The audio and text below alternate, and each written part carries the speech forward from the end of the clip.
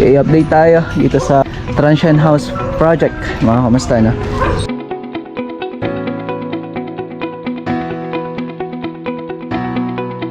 Finishing works tayo. Ngayon pupunta muna tayo sa Dupax at saka pupunta tayo ng Aritaw.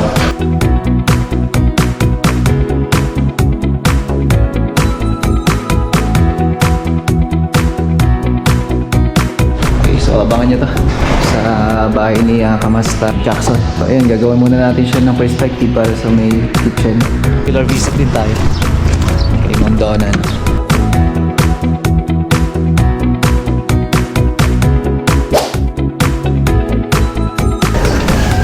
Darating na itong si Raven, pinapalinis konti kasi bukas punta tayo ng Manawag, tapos diretso tayo sa bahay ni Kamasta Mac Lagonia kasama si Sir Rex. At sa ngayon punta muna tayo sa ating proyekto.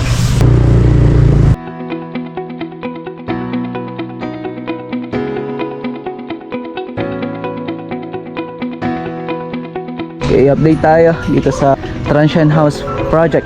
Mga kamusta na? Ito po ay pwede mag-accommodate ng mga barkadas, family. Pwede kayo mag-inquire mga kamusta na. Pwede nyo po silang i-reach out sa IT Bytes Computer and CCTV services mga kamusta.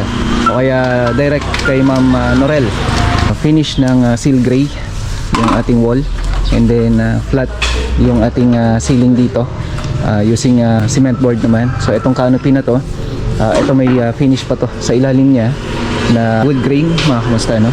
Dito maglalagay na, puput up na lang ng mga wall lamp and then surface pin light dito sa may part na to. Kagandahan kasi ng surface pin light, kapag magpapalit ka ng ibang ilaw ay wala siyang butas na makikita kundi yung labasan lang ng wire. Dito ayan, using 60 by 60 na tiles na natin, stone accent. Ayan, so yan po yung ginawa dito o yung nilagay natin. So dito naman using 120 by 20 na tiles. Ito papaklear pa natin, malilinisan. Ito isang room. So sa ngayon kasi ongoing kami naglilinis. So yung finish natin sa ating wall, metal ash po yan. Mas lighter nga lang, no? So magkakaiba kasi yung kategory ng metal ash. Yan. So i-clear natin mo mamaya. Then makikita nyo na. Ito yung TND. So clearing ho yan. Yung mga finish lang muna yung pag-uusapan natin para makita ninyo. So yung mga pintura na ginamit namin dyan, para kung gusto nyo magkaroon kayo ng idea ay yung mga ganitong finish. So, check natin yung mga maliliit na mga details na yan bago tayo mag-turnover. So usapang finishing works tayo pagka ganyan. So ibig sabihin pag finishing works, mainam sa mainam yung kumbaga malinis, maayos na ita-turnover mo. So ito nga pinapacheck ko rin, edit niya. So lahat naman yan, sabi nga ni Chris, madadaanan niya, isa-isahin niya ho yan, i-check. Kaya nga nahuhuli cutting, may kasamang roller ho yan para walang mga higla ng mga brush. Kasi yung ginagawa namin dyan, gaya na ito. So pagka birinash niya na ganyan, pinapadaanan niya ng roller ho yan, pero walang pintura yan. Kasi pagka dinadaanan kasi ng brush yan, meron pumupunta dito. Tingnan mo, ipakita mo nga bro. O yan, ayan, yung mga sumusobra na yan. So pag yan, hinayaan mo kasi na ganyan, pagka natuyuan yan, makikita nyo na ganyan, may mga hibla ng brush. So ang sagwating nan pagka gano'n. Kaya ang ginagawa namin pagkatapos niya, yan, pinapakita ko lang, dinedemo ko lang. Tapos ito, yung magic grout natin. So ang gamit namin dito, all-purpose na boss stick. Kamusta? Yung epoxy. Tapos yung grout na rin net. Medyo mabusisi pagdating sa finishing works.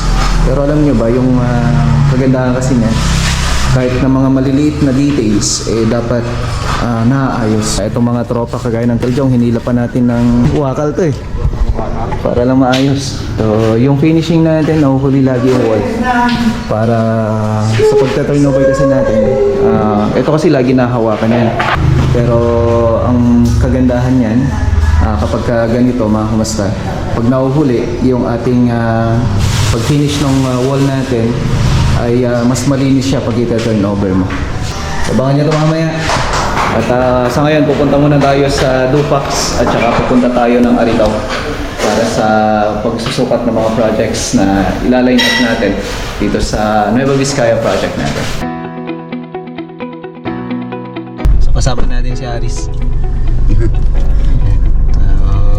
Isa sa mga pupuntahan natin ngayon sa Dupax.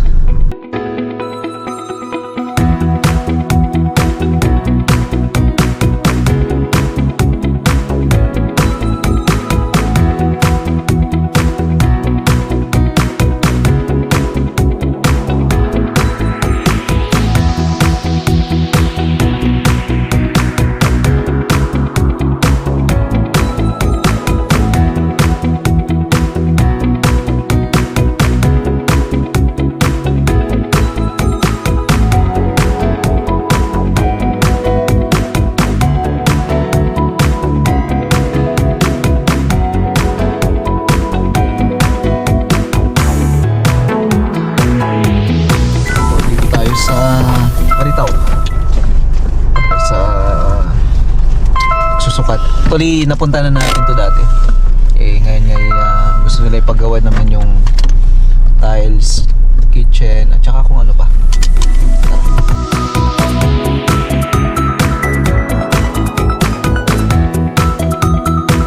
Okay, so abangan nyo to sa bahay ni Kamasta Jackson. So, ayan, gagawin muna natin siya ng perspective para sa may kitchen. May mababago lang dito. Kasi pansin ko, pinantay Ngayon, tataas natin dito sa may part na to. Kakaroon ng nook bar para tumaas siya. Ito, gigibayin lang natin to. Dito sa may part na to. Hatiin lang natin. Tapos yan, kung sakali move natin para maging maganda siya. Tsaka may pwedeng paglagyan ng stool. Kaya naman yung upuan natin. Okay, tara. Hindi na kami sa bahay kakain.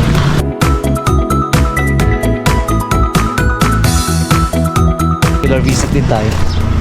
Kay Ma'am Donan. Tara.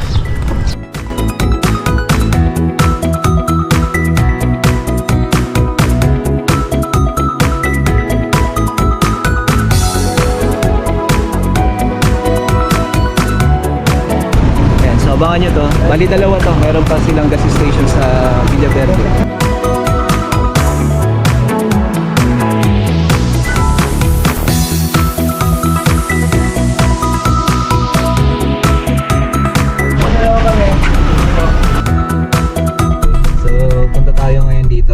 Sa patapos na proyekto natin. So, ipapakita ko lang naman sa inyo para magka-idea din yung karamihan.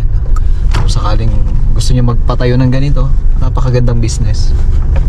So ayan, nandito na nga tayo sa ating proyekto. Actually hindi pa siya nalinisan lahat kasi iba kasi maghahakot dito na sa harapan. Pero gusto ko ipakita sa inyo kung ano yung mga ginawa na natin dito para makita niyo at kung ano pa yung mga expect natin na gagawin kasi bukas may overtime pa tayo para sa finalization at saka clearing. So kung napapansin nyo to, ito, ipapadark pa natin onti to. Dito sa may bandang canopy niya, gagawin natin parang siyang pinaka-kisame niya. Pero ang gagawin natin dyan, haspe. So using paint lang siya. So yun po yung gagawin natin. Then ito, PVC ceiling. At tingnan nyo naman yung kulay. Metal ash, combination of seal gray. So ito po yung kulay na seal gray. So meron kasi tayong kung paano mo madidistinguish yung mga kulay na ginagamit natin. Kasi usually may nagtatanong nga yung ano ba yung kulay ng seal gray? Ano ba yung kulay ng smoke gray? So sa smoke gray mas lighter siya. Sa seal gray naman natin, nakikita niyo. Okay? So ayan, may lalagay pa dito na wall lamp. So kagaya nung sinabi ko kanina umaga, yung flooring natin 60x60. So gusto ko lang ipakita muna sa inyo kung ano pa yung mga ginawa natin dito. So dito, ayan, syempre nakapag-clearing na tayo. Bali, konting linis na lang yung ginagawa ng tropa. At ayan, ito, polish na lang ito bukas. Ayan, mga tropa na nandito ngayon. Bali, clear tayo na. So ito yung kulay niya. So, gamit namin dito yung ating all-purpose nitrox. Ito siya. So, maayos na. Bali, finalization na lang tayo. Kung saan i-clear na lang talaga natin. Kasi ito yung nauna na tiles na. Nauna. O, tama. So, ito yung nauna kung saan bali iba yung nag-tiles niya. So, ito yung mga inclusion ng mga ginawa natin dito. Wall paint. And then, syempre yung pintuan natin na talagang pinagmamalaki ko naman. Napakasimple lang ng finish, pero sabi ko nga, kahit simple po yan, basta maayos yung pagkakagawa, maganda. Ayan yung main door natin. Bali, dito, pasalukuyan pa ako kami nag-clear dito. Ayan, si Bro Chris. Ayan. So, ganun din yung kulay ng ating wall dito sa loob. So, ito may 2 rooms. Yan yung room 1. Tapos dito naman yung room 2. So, kung titingnan natin yung pintuan, ganun din yung finish niya. So, tingnan nyo naman yung finish, no? Napaka... And then, yung kitchen din natin dito. Meron na rin siyang magic grout. So, tinatawag ko siyang magic grout kasi usually kasi ang ginagamit natin dito, Lumax. Pero sa amin kasi ginagamit namin para mas maging matibay yung kapit ng dalawa at pwede mo siyang igaya dun sa may parang parts. No? And then ito naman, ayan, sabi ko kay Madam kanina, dapat buo siya. Para maging seamless yung itsura. So, para yung frame lang mo. So, ayan, makakalat pa tayo dito. Pero kung titignan natin yung flooring natin, ito yung sinasabi ko ng flooring natin na kung saan 120 by 20. Pero meron din yung nabibili na 1 meter by 20 cm. Totally tapos kasi nga nag-clear pala tayo.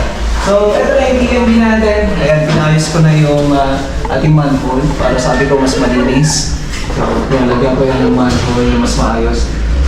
Mga 2 cuts pa siguro kaya yun po yung tungtungan nila kanina. So, meron tayo dito sink. Ayan, may pedestal to. Usually kasi pag nabibili mo yan, meron siya yung pedestal, meron din yung mga top mount ng ating mga hanging cabinet para dito sa may vanity. So ito magkakaroon pa natin ng vanity mirror. Soap holder meron din tayo. Tissue holder, bidet. Ayan, so ito yung bidet natin.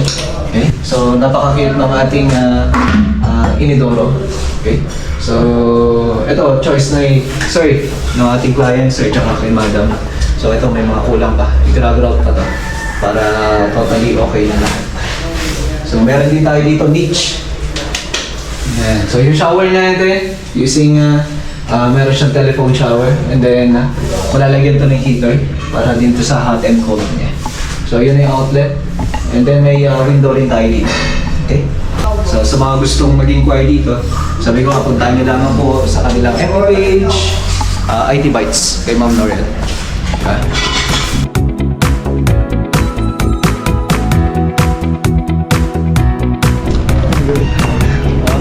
Tara.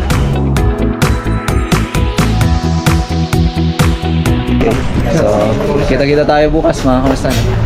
At pubiyahe tayo ng Manawag. Punta tayo dun sa bahay ni Sir Rex. Bye!